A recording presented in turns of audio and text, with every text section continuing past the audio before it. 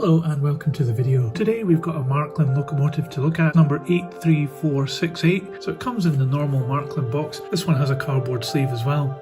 And you can see that here it says this is for use in the Delta and digital systems that Märklin does. And this box does have a bit of damage here. It's got a bit of staining down here. It's maybe from being on a shelf or something. I can also hear that as I move this, there's some things rattling about inside. So we'll have a look and see what we've got inside this box.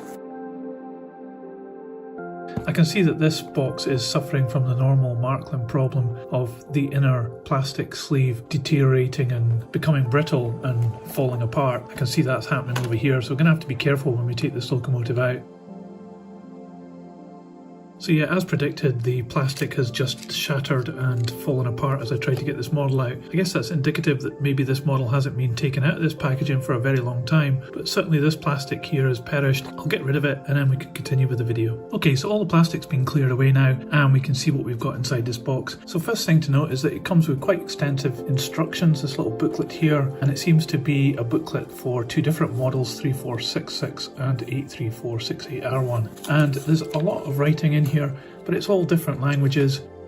But you can see here that the two different models are this one here for the Belgian Railways SNCB and this one for the CFL, which is the Luxembourg Railways. And there is some information about the locomotive, and elsewhere in this book information about how to service the locomotive and other bits and pieces of information you might need.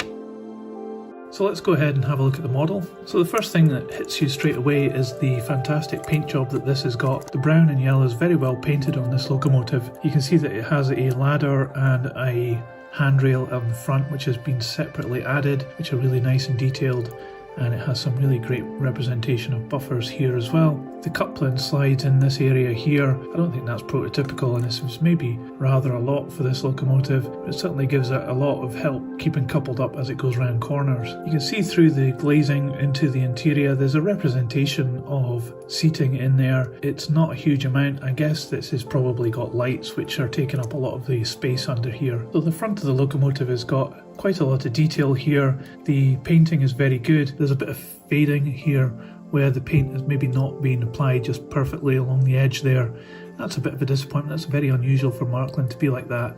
But the rest of the painting is very well done. And there's also some nice touches like these windscreen wipers which are moulded into the plastic, match with the wipers that are on the windscreens. And they are picked out in silver as well. This one does seem to have a bit of paint worn off on this corner. I think that's probably because it's been used before or might have got bashed when it was transported in the broken packaging. The window on this side of the cab has some paintwork to represent the different parts of the window, and that's very delicately done and really quite a nice feature. You've also got these handrails here which are moulded into the plastic but picked out in black here. That's a really nice touch. And there's a plate here. I guess this is a shed plate, and this is a separately added part. It is shown it's maybe been caught on something, or maybe it hasn't been fitted too well to begin with, but it's really a nice addition and it's a very nice detailed extra.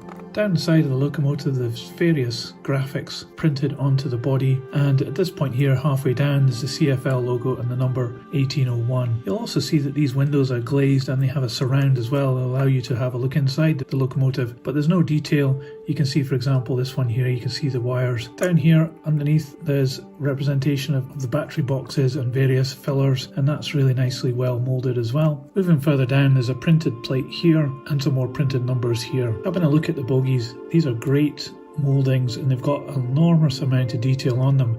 It's really quite convincing. It even has these extra steps which stick out and line up with the door, so that's really quite a nice touch. Underneath you can see that the couplings are cantilevered. This model's actually got different couplings on each end. That's maybe because the previous owner has changed them at some point.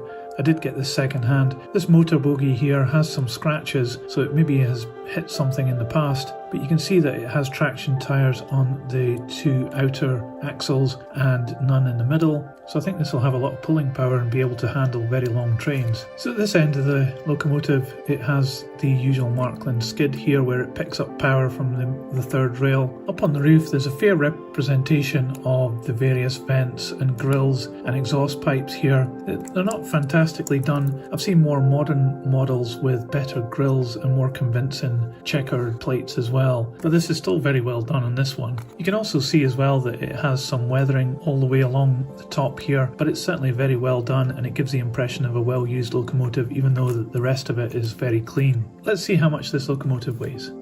So this is quite a heavy locomotive, it's 589 grams. So overall, I think this locomotive is a fantastic looking machine. It's got some great added details on it, like the ladders and the handrails. The paint job is really outstanding, and the windows and the details on them are fantastic as well. And also the bogies are very well moulded. They look really convincing. It just adds to the overall effect of this locomotive. If you're modelling railways from Luxembourg, then this is an essential purchase. But even if you don't and you just model locomotives from Europe, I think this would be a great addition to your layout. Also, it would be a fantastic model to add to any kind of collection. It might not be an easy model to get, but if you see it up for sale, I would definitely buy this model. It would be a fantastic thing to own, and it looks fantastic as well.